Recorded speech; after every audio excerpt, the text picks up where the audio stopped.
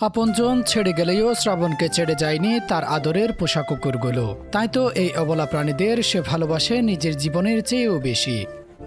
জীবনের কঠিন বাস্তবতায় যখন রক্তের সম্পর্কের মানুষগুলো মুখ ফিরিয়ে নেয়, তখন শ্রাবণের জীবনে আশার আলো হয়ে পাশে দাঁড়ায় দুটি কুকুর। জামালপুরের ইসলামপুর বাজার স্টেশনের প্ল্যাটফর্মই এখন শ্রাবণের ঘরবাড়ি, আর এই দুটি কুকুরই তার নিত্যদিনের সুখ দুঃখের সাথী।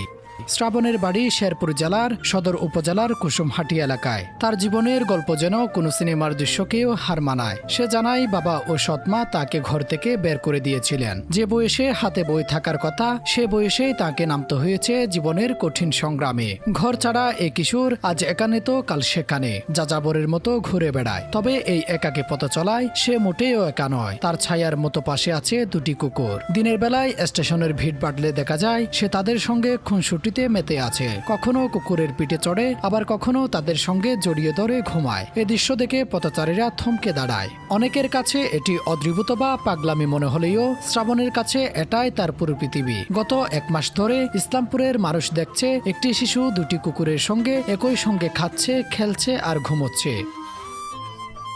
শ্রাবণের খাবারের ব্যবস্থা হয় মানুষের দয়ায়। কেউ এক প্যাকেট বিস্কুট দেয়, কেউ এক মুঠো ভাত, কিন্তু সে কখনো একা খায় না। আগে তার সঙ্গীদের খেতে দেয়, তারপর নিজে খায়। অনেক সময় নিজের ভাগটুকুও তাদের দিয়ে সে অভুক্ত থাকে। তার বিশ্বাস পুরো পৃথিবী ছেড়ে গেলেও এই প্রাণীগুলো কখনো তাকে ধোঁকা দেবে না। রাত নামলেই এই কুকুর দুটি হয়ে ওঠে তার রক্ষক। স্টেশনের নির্জনতায় শ্রাবণ যখন ঘুমিয়ে পড়ে, তখন তারা পাহারা দেয়। কেউ কাছে এলে গর্জি ওঠে। মানুষের সমাজ যে নিরাপত্তা তাকে দিতে পারেনি, এই অবেলা প্রাণীরাই তাকে সেই নিরাপত্তা দিচ্ছে। তবে এই ভালোবাসার আড়ালে লুকিয়ে আছে বড় এক ঝুঁকি। চিকিৎসকদের মতে পথ কুকুরের সঙ্গে এমন ভাবে থাকা খুবই বিপজ্জনক। টিকা না থাকায় জলাতঙ্ক সহ বিভিন্ন রোগের আশঙ্কা থাকে। এছাড়া অপরিচ্ছন্ন পরিবেশে থাকার কারণে তার শরীরে নানা রোগও দেখা দিতে পারে।